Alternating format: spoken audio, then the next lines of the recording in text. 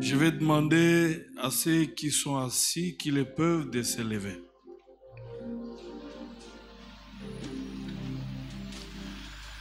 Il y a une réalité dans l'adoration. Si tu adores le Seigneur assis, c'est que lui est debout. Et toi, tu es assis. Or, c'est quand il est assis qu'il siège, qu'il signe. Donc, tu dois être debout. Alléluia. On va clamer très fort pour le Seigneur. Clamer très fort.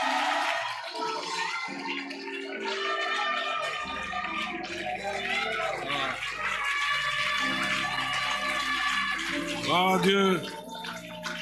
Oh.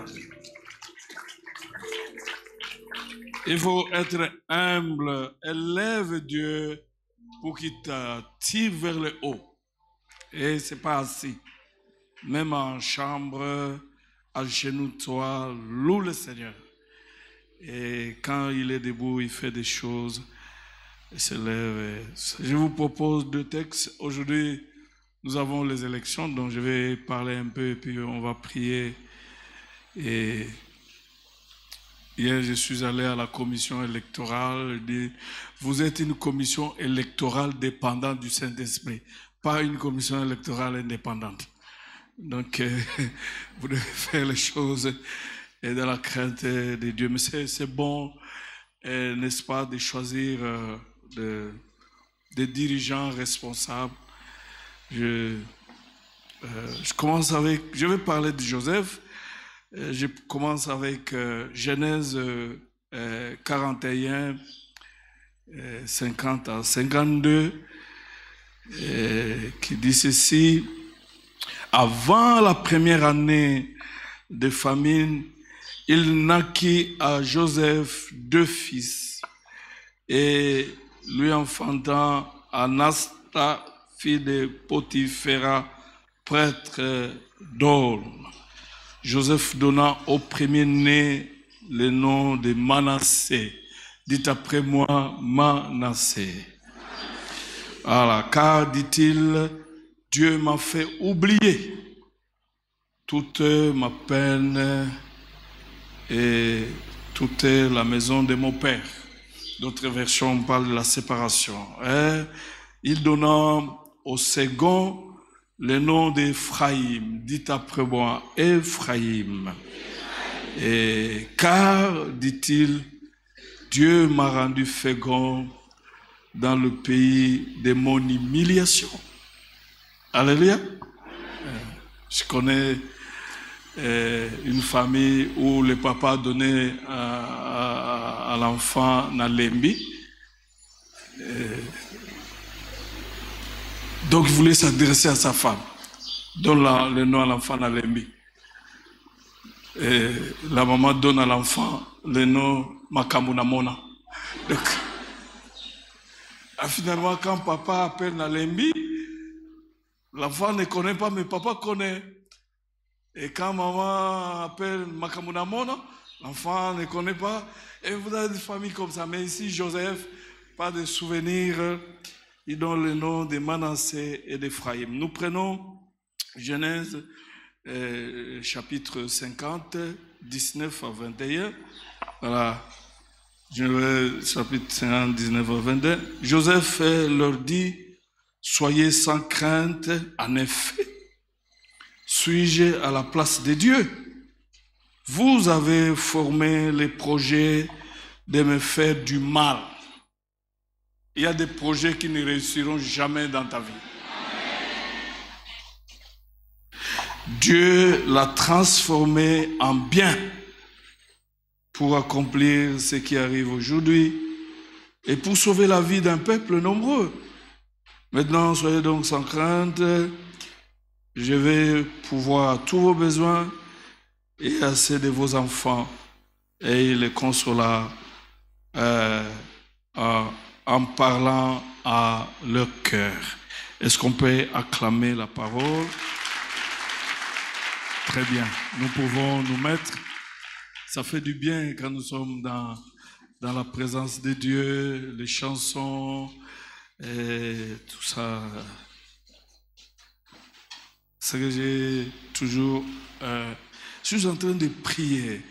Ici, quand Serge donne les annonces, il termine toujours avec les annonces de décès. C'est devenu comme l'apocalypse de ces annonces.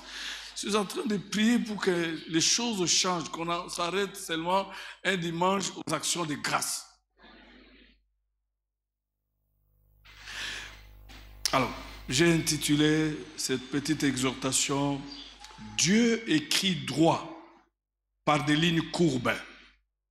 Dieu écrit droit par des lignes courbes.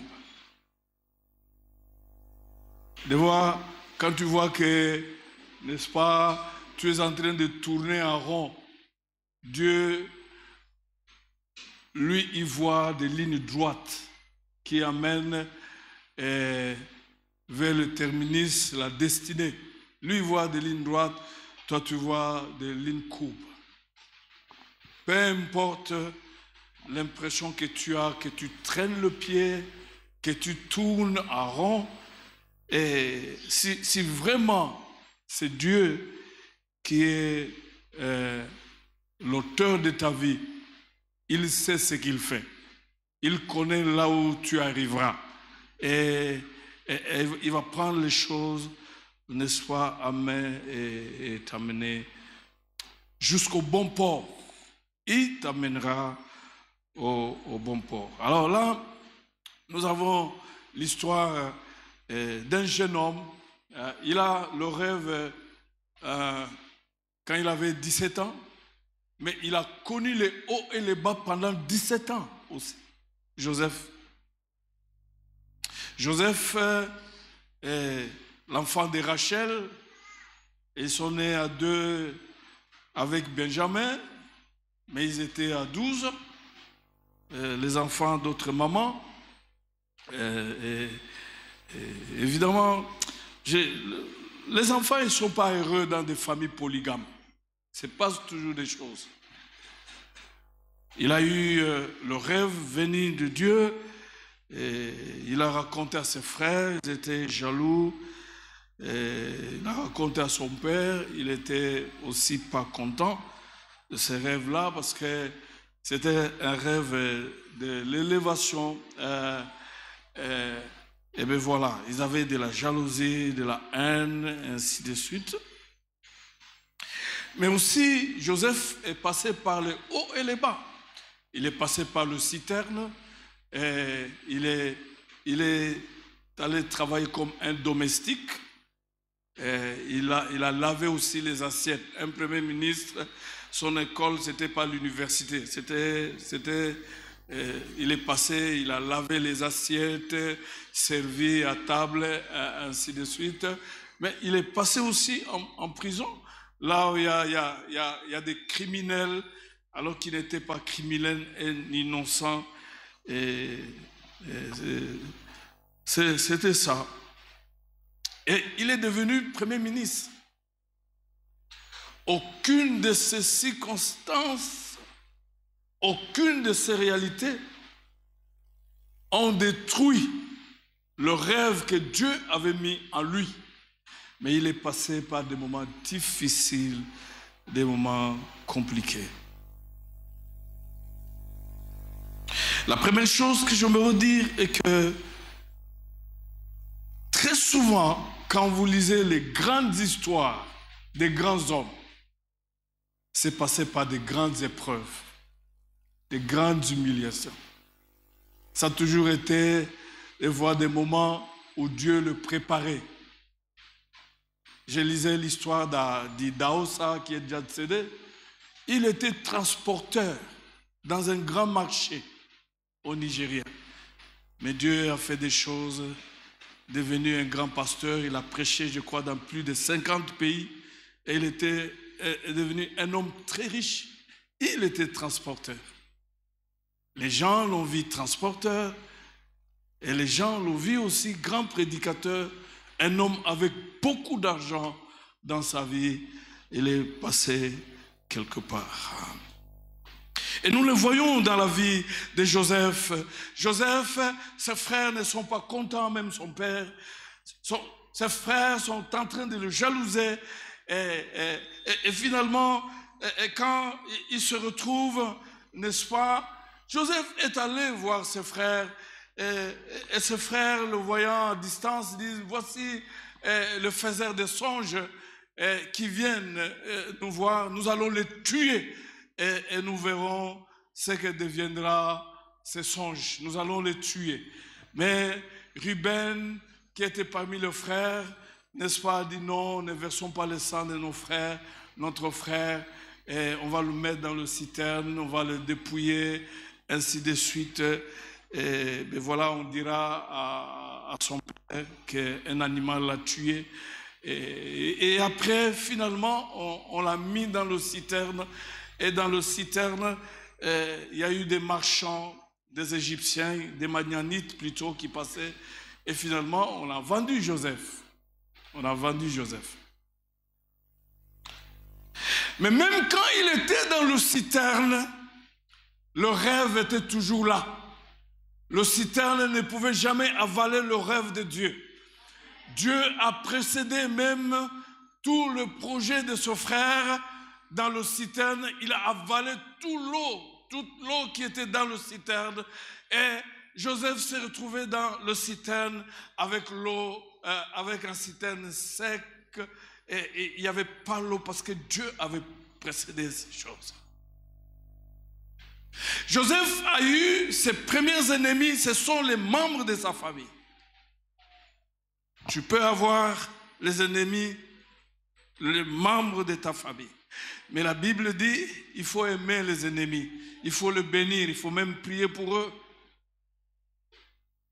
Les amis, un jour, étaient dans la prière à la maison, il ne faut jamais abandonner la prière. Et finalement, ils se sont rendus compte que leur père qui venait de mourir avait laissé un petit cercueil au plafond. Et dans ce petit cercueil, il y avait le nom de tous les enfants. C'est-à-dire que tous les enfants, finalement, leur destinée était le cercueil. Ils ont pris le cercueil, ils ont prié, ils ont brûlé ces choses-là. Dans le monde spirituel, il n'y a pas de frères, de sœurs, de mères, de même, comment on dit ici au Congo, même père, de frères, de pères et de mères. Ici, on s'est créé des histoires des fois inutiles. Donc, pardonnez-leur si vous êtes au courant que ce sont eux qui sont à la base de ces choses. Pardonnez-le parce qu'ils ne vont pas changer le rêve de Dieu dans ta vie. Ils ne changeront jamais ces choses. Ils peuvent monter, descendre. Peut-être ils vont retarder les choses. Peut-être ils vont essayer un peu de bouleverser les choses. Mais ils ne changeront jamais. Même dans le citerne, Dieu était avec Joseph et son rêve. Quand Dieu a un rêve pour nous, c'est lui qui combat pour ses rêves. C'est lui qui protège ses rêves. Et il arrivera à la fin avec le rêve. Et ton rêve se réalisera.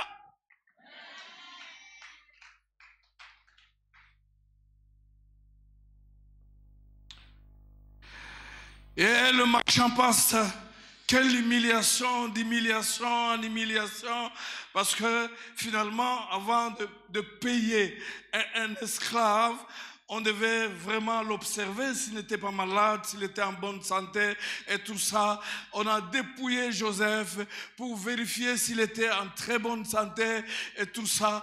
Donc Joseph a été étalé comme un animal, mais quand bien même on l'observait étalé comme un animal, il avait le rêve de Dieu, le rêve de la grandeur, le rêve de l'élévation, et cette humiliation n'a rien changé. Il arrivera que tu passes par les humiliations avant d'être élevé. Mais tiens bon, ne te décourage pas. Et la Bible nous dit, n'est-ce pas, que finalement, il est parti en Égypte avec son rêve. Il a travaillé comme un domestique. Il a reçu les ordres. Il a lavé les assiettes. Il a tout fait comme un domestique. Mais il avait le rêve de la grandeur. Le rêve du premier ministre était avec lui Oh, ces premiers ministres qui lavaient les assiettes en Égypte, ils étaient là. Ça n'a rien changé. Et après, il s'est retrouvé en prison. Et ce qui est intéressant, même chez Potiphar, Dieu toujours était avec lui. Et tout ce qu'il faisait, lui réussissait. Même en prison, quel Dieu merveilleux qui peut nous conduire, n'est-ce pas, même sur le chemin des humiliations, il est toujours avec nous, car il a dit, il ne nous abandonnera jamais. C'est Dieu merveilleux. Même en prison, Dieu a accepté d'entrer même en prison avec Joseph. Pourquoi? Parce que Joseph avait quelque chose de lui. C'est Dieu qui est là, qui libère les gens, a accepté, n'est-ce pas, d'entrer même en prison, à rester avec Joseph en prison. Et la Bible dit que Dieu était avec Joseph même en prison. Et là, il trouva aussi grâce. Non seulement il a trouvé grâce aux yeux de Potiphar, il a trouvé grâce aux yeux du chef de la prison. Et il est devenu chef de la prison avec son uniforme, avec des barbes. Mais Dieu était avec lui. Je me dire à quelqu'un, les hauts et les bas que tu traverses n'ont pas chassé la présence de Dieu à tes côtés. Il est toujours avec toi. Parce que tu as quelque chose de lui. Si réellement tu es un vrai enfant de Dieu, tu as quelque chose de Dieu en toi. Et il suit ça, il accompagne ça, jusque finalement, n'est-ce pas, à la réalisation. Donc, je disais que des gens qui ont eu des grandes histoires, qui édifient encore les autres, sont passés par des épreuves, des humiliations. Parce qu'en fait, les épreuves sont des moments où Dieu prouve sa fidélité. Où on est dans l'école de Dieu. Dieu parlait aux enfants d'Israël, n'est-ce pas, dans Deutéronome 8, si je ne me trompe pas. Oui, ça doit être Deutéronome 8, 1 à 8. Que je vous ai fait traverser le désert. Les sandales ne se sont pas usées. Les habits ne se sont pas usés. Mais je voulais éprouver votre cœur pour savoir si vous serez obéissants. Quel désert? Qui est en train de traverser le désert? Quel désert où finalement les pieds grandissaient, mais les numéros des chaussures ne grandissaient pas. Parce qu'il n'y avait pas un endroit où ils ont changé de chaussures. Où les habits ne s'usaient pas. Pendant 40 ans dans le désert, Dieu voulait vérifier s'ils seront obéissants. S'ils vont l'écouter. Mais après 40 ans, ils sont sortis du désert pour entrer dans, n'est-ce pas, le pays où coulait le lait et le miel. Le conseil, que quand vous êtes dans le désert, moi aussi j'y suis passé, quand vous êtes dans le désert, il faut être patient, parce que c'est par la patience, n'est-ce pas, que tu sauras obéir à Dieu, et tu feras ce que Dieu attends de toi et tu obtiendras ce qu'il t'a promis. Il y a certaines promesses de Dieu, passe par la patience, dans le désert, dans des souffrances, tu tiens toujours bon. Je l'ai dit au premier culte, moi je fais le receveur, je sais, je connais les fraudeurs dans des trucs, je connais très bien. J'ai fait le receveur, dire aux gens, donnez, toi tu n'as pas encore donné, tu jettes le regard, tu vois, c'est lui qui n'a pas bougé, et tu le surveilles de près, il ne doit pas sortir. Moi je le fais, receveur, rond-point, et puis l'IPEN, je le fais. Mais aujourd'hui, je ne suis plus receveur. J'ai des chauffeurs, je ne suis plus receveur. Ton présent ne détermine pas ton futur. Dieu, tout ce que tu es en train de traverser n'est qu'une introduction. Mais la conclusion viendra. Et la conclusion n'aura rien à voir avec l'introduction. Dieu, il est comme ça. Rien. C'est lui qui écrit l'histoire de ta vie. Ce ne sont pas des hommes. Que les gens soient d'accord ou pas. D'ailleurs, Ma prière ce matin serait que tous ceux qui t'amènent la vie dure ne meurent pas. Qu'ils voient un peu ce qu'ils avaient combattu hier, aujourd'hui, demain. Tous ceux qui vous ont chassé ne meurent pas. Et ils le verront effectivement.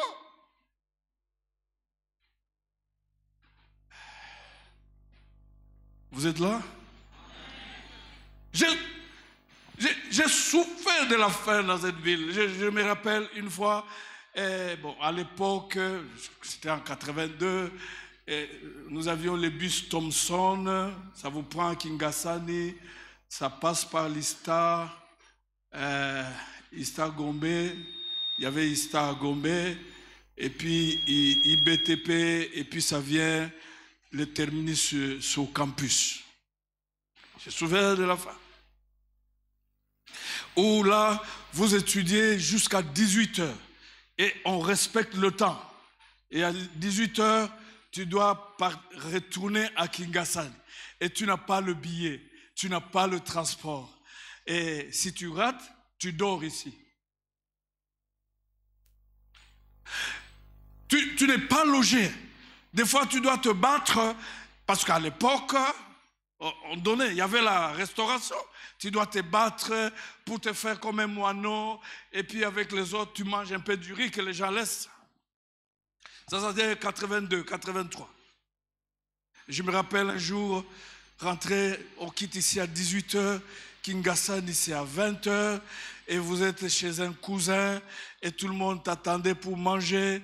Et puis là, tu déposes les trucs, tu es chrétien, mais tu commences d'abord à louer Dieu. Tu le loues, tu le bénis pour la nourriture que tu ne trouves que le soir. Et quand tu dis Amen, les autres ont terminé tout ce que... Parce que ta prière était tellement longue. Vous savez, quand on souffre, des fois, on a des longues prières, des fois sans importance. Le temps passé dans la prière ne compte pas, mais c'est la confiance en Dieu qui compte. Et mais finalement, on a mangé et puis tu dors comme ça. Le matin, tu reprends le bus Thomson qui va faire cette ronde. Ces jours-là que j'arrive à l'Ista, évanoui à cause de la faim. Il n'y avait personne pour me donner du sucré. Mais aujourd'hui, je ne meurs plus de faim. Je mange. Et quand on dit même qu'après 19 heures, il ne faut pas manger, ce n'est pas bon pour la santé, je me dis, est-ce que vous connaissez partout? Je suis passé. Est-ce que vous connaissez? Passe par les hauts et les bas. Mais tant que Dieu est avec toi, tu arriveras au terminus. Et Joseph est arrivé au terminus. Il est passé par la maison, il est passé par la prison, mais il est arrivé au terminus. Le rêve de Dieu ne meurt jamais. Les situations dans ta vie ne peuvent jamais détruire le rêve de Dieu. Les humiliations dans ta vie ne peuvent jamais détruire le rêve de Dieu. Moi, j'ai étudié sans payer les papiers duplicateurs parce que je n'avais pas les moyens pour payer le papier duplicateur. J'ai mendié les papiers duplicateurs. Mais j'étais chrétien, sérieux.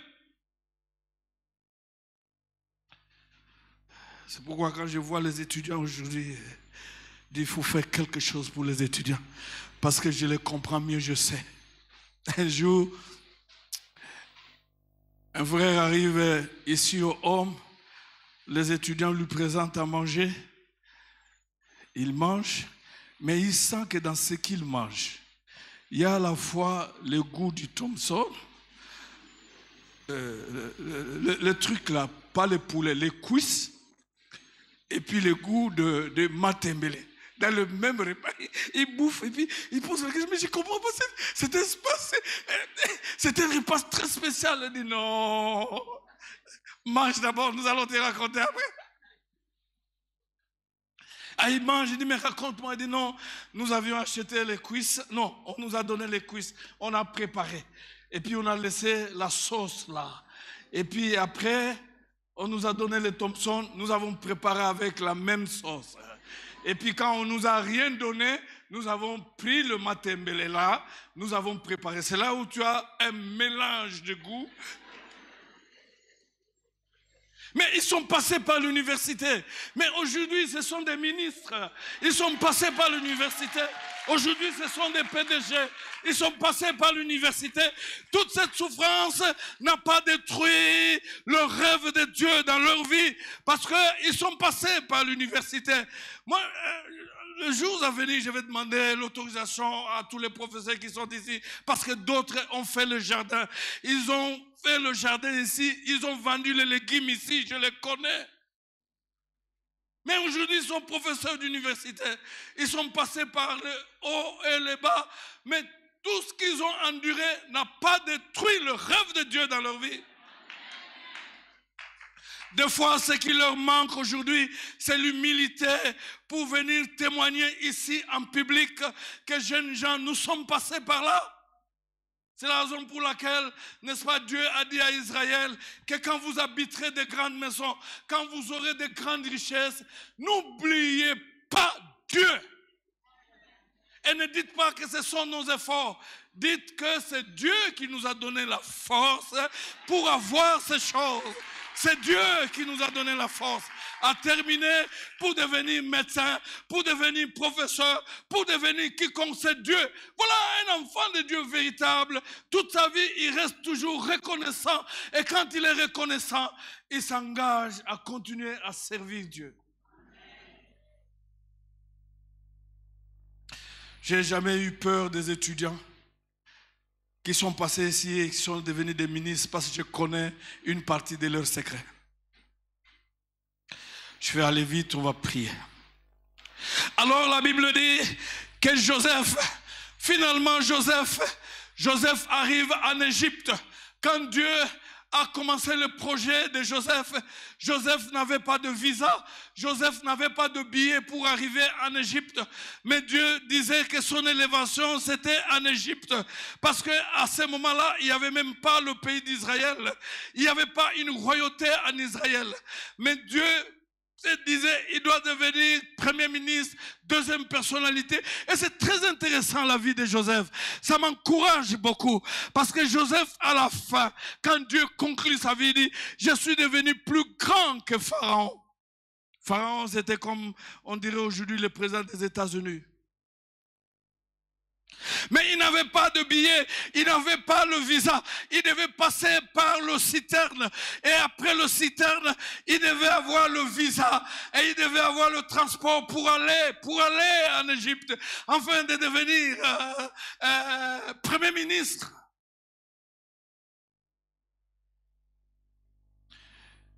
Mais quand il a le premier enfant, il lui donne le nom de Manassé. Dieu m'a fait oublier.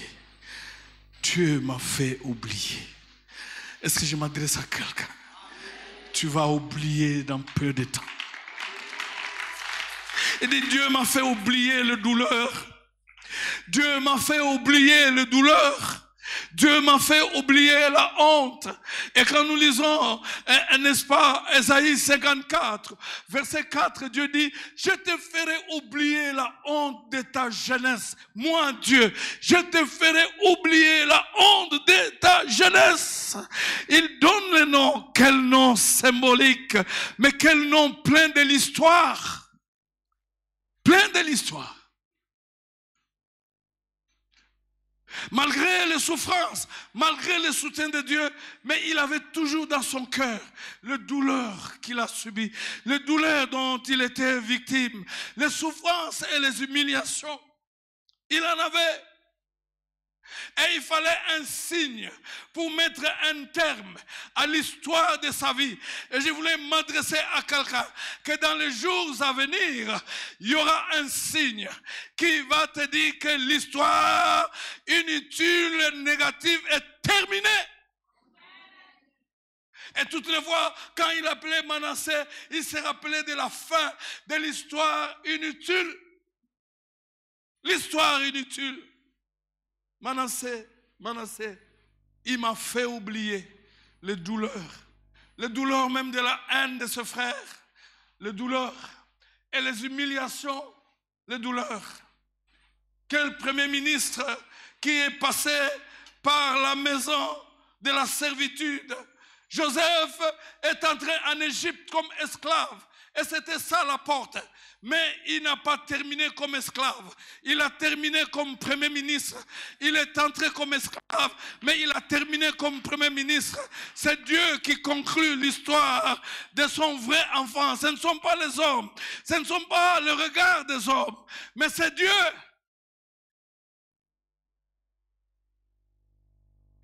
Tu ne termineras pas ta vie de la même façon que tu vis maintenant. Dieu n'a fait qu'introduire et il viendra conclure.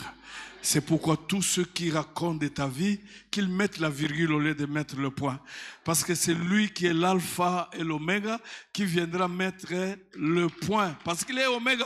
Il y a des gens dans la vie qui se battent, qui mettent des points dans des vies, l'histoire des gens, alors qu'ils ne sont pas des oméga. Vous avez déjà vu un homme oméga? Il n'y a que Jésus qui est oméga. Laissez-le mettre le point, mais oméga viendra mettre le vrai point dans ta vie, une conclusion. Et Joseph est entré esclave, mais il est sorti comme gouverneur de l'Égypte. Et le deuxième enfant, il lui donne le nom de Ephraïm. Dieu m'a béni là où j'étais humilié. Formidable. Et ça sera comme ça pour toi aussi. Formidable. Béni là où j'étais humilié. J'ai dit au premier culte ici, je suis très zélé, je prêche tout feu, tout flamme, avec une seule chemise, un seul pantalon, ainsi de suite. Alors là, mon père m'envoie l'argent. Et l'argent venait de l'intérieur parce que j'avais personne ici. Et en passant marché, j'ai jamais oublié le marché là de Kinshasa Natsuka. Et un fou m'attrape en plein jour, me tabasse, me rose, déchire. La seule chemise que j'avais. Et tout le monde. Kinshasa, les gens sont méchants. Et moi-même, je fais la prière. Mais Seigneur, si tout le monde m'abandonne, toi aussi tu m'abandonnes. Et après, le fou s'est arrêté avec ce coup. Et puis, je me suis levé en train de pleurer. Et puis, rentré à la maison avec la chemise déchirée, la seule chemise. Et je sais que j'ai pleuré la seule chemise parce que la douleur là, devait partir. Pleurer la seule chemise. Je sais qu'il y a une maman à ma vie comme ça, avec des problèmes d'habits. Il a pris des vestes de son mari. Il est venu me dire, mais c'était des grosses vestes. Et il dit, mais maman, ça ne va pas me suffire. Il dit, non, ça c'est une prophétie pour que tu grossisses dans la vie. Il commence d'abord à porter cela. Mais malheureusement, je n'ai jamais grossi. C'est une histoire oubliée. J'ai oublié toutes ces choses. Et ça sera pareil avec toi. Si tu crois, ces choses arriveront dans ta vie. Tu oublieras toutes ces choses. Tu es bon. On peut se lever, on va prier. Oh, mais combien c'était merveilleux. Alors, et ses frères qui ont combattu. On ne combat jamais un rêve. Il y a des gens qu'on ne combat jamais. Mais finalement, le rêve est réalisé.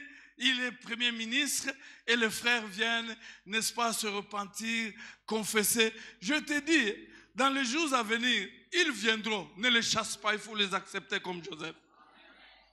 Il dit, vous avez projeté de me faire du mal. Mais Dieu a fait quoi? Il a changé quoi? Le mal est âme. Et c'est ce que vous voyez maintenant. Ça sera comme ça dans ta vie. Lève tes mains, commence à prier le Seigneur.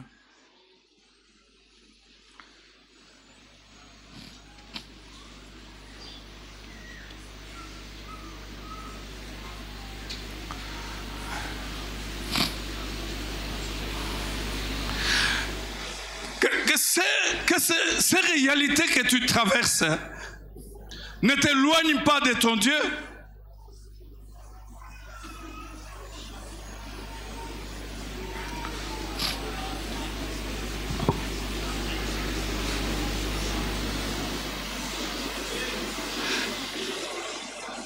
Chanson, hein? Chanson de l'homme, bon là.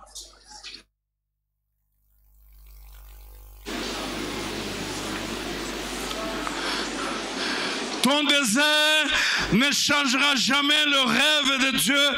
Gloire à Dieu. Dieu est toujours avec toi. Car il dit dans sa parole que moi je serai avec toi.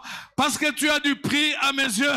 Si tu traverses les fleuves, tu traverses le fleuve ne te submergeront jamais, car je suis avec toi. Il n'a pas dit que tu ne traverseras pas le fleuve. Il a dit tu traverseras le fleuve, mais il sera avec toi. Oh, gloire à Dieu. Et il va empêcher au fleuve de te submerger. Gloire à Dieu. La Bible déclare que quand l'ennemi s'élèvera comme un fleuve, le Saint-Esprit lui barrera la route. L'Esprit qui est le fleuve de la vie, lui barrera la route. Mais le Seigneur, même dans ses humiliations, même dans ses déceptions, même dans ses souffrances, même dans ses problèmes, même dans le désert qui a duré aussi longtemps, parce que pour Israël, ça fait 40 ans dans le désert. Mais Dieu était avec Israël dans le désert. Et les jours, c'est par la nuit qu'il conduisait Israël.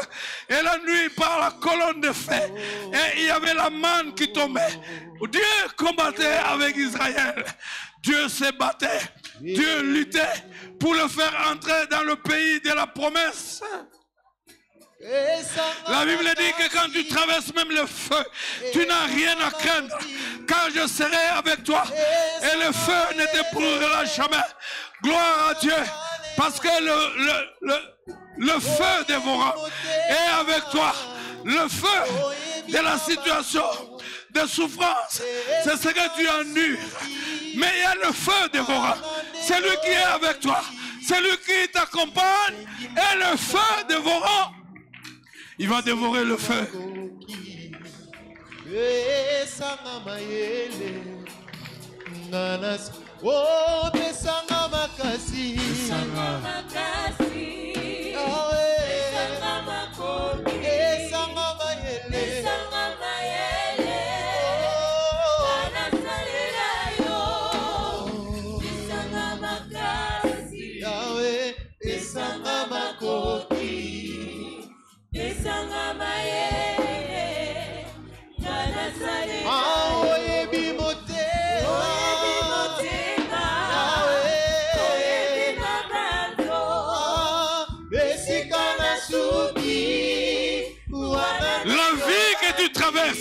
Ce n'est pas encore la conclusion. Il viendra conclure. Il n'a fait qu'introduire. Celui qui a été l'alpha, lui aussi, il deviendra oméga. Oméga n'est pas encore là.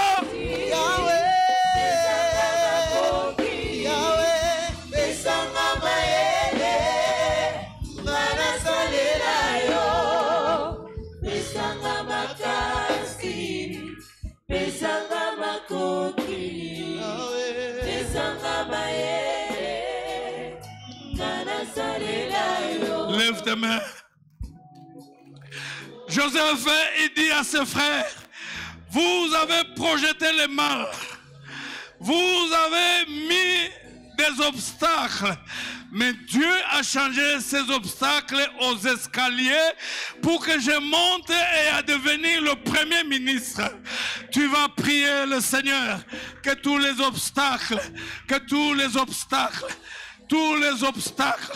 que les gens ont placés, que les féticheurs ont placés, que les sorciers ont placés, que celui qui a la décision pour ton dossier a placé, que maintenant que tu es en train de prier, que Dieu le transforme aux escaliers, aux opportunités, afin que tu montes, et gloire à Dieu, et que tu deviennes à ta position.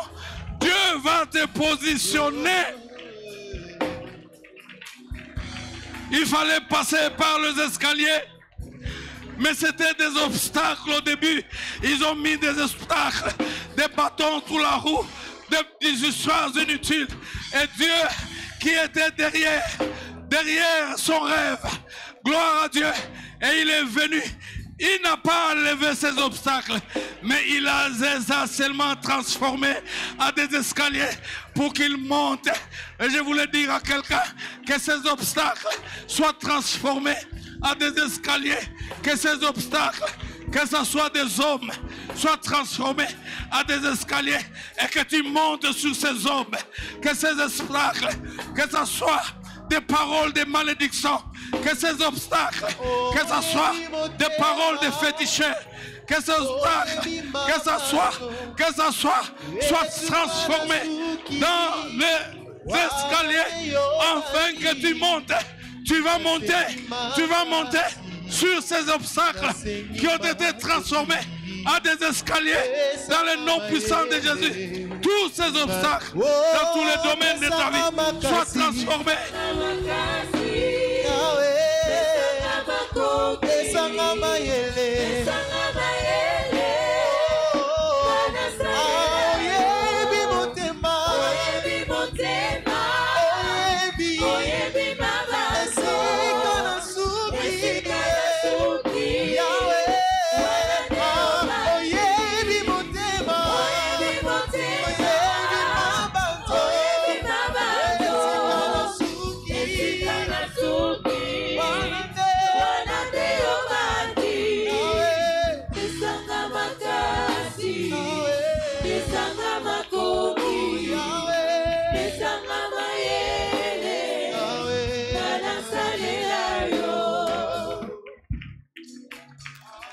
Lève tes mains. Pour être élevé, Joseph avait besoin des escaliers, de l'ascenseur. Pour être élevé, Joseph avait besoin des escaliers, de l'ascenseur. Et Dieu n'est pas allé très loin. Il a pris seulement les obstacles, il les a transformés à des escaliers et Joseph est monté pour devenir Premier ministre. Je me rappelle, un jour un frère a été béni, il a été élevé en dignité. C'est son grand frère qui l'appelle et il dit Félix, est-ce qu'on yebi likambo ascenseur soge mati suka e kitaka yepe abengi grand frère alobi grand frère nazate na escalier nazana maboko ya Yesu nde mati singa e kitaka te maboko ya Yesu e kitaka te nazana escalier te nazana ascenseur te nazana maboko ya Yesu. Lève tes mains. Fais cette prière après moi, Seigneur. Je te dis merci pour cette révélation. J'ai en moi ton rêve. Ce rêve ne mourra jamais. Aucune humiliation, aucune souffrance, aucun manque, pas même la nudité ne pourra détruire ces rêves que tu as mis en moi. Même si je passe par des moments difficiles, même si je passe par des moments compliqués, même si tout le monde est contre moi, même si tout le monde complote, mais ton rêve qui est à moi ne sera jamais détruit. Je deviendrai ce que tu as décidé que je deviens. Je te bénis parce que tu accompagnes ton rêve qui est à moi. Tu combats pour ton rêve qui est à moi. Tu as commencé, mais tu n'as pas encore terminé. C'est toi qui viendras conclure la dernière page de l'histoire de ma vie. Comme Joseph, j'oublierai les douleurs, les humiliations. Je le crois. J'ai un Manassé que j'attends les jours à venir. Un miracle, un Manassé. J'ai un Ephraïm que j'attends les jours à venir. Il y a un miracle qui sera un signe, qui me fera oublier, qui me bénira. Donne-moi la force d'être patient, de faire toujours confiance en ta fidélité, en ton amour. Donne-moi la force de tenir bon, de lutter jusqu'au bout, parce que je ne suis pas seul. Au nom de Jésus. Au nom de Jésus. Je suis un Joseph. J'ai un Manassé. J'ai un Ephraïm. Au nom de Jésus. Amen.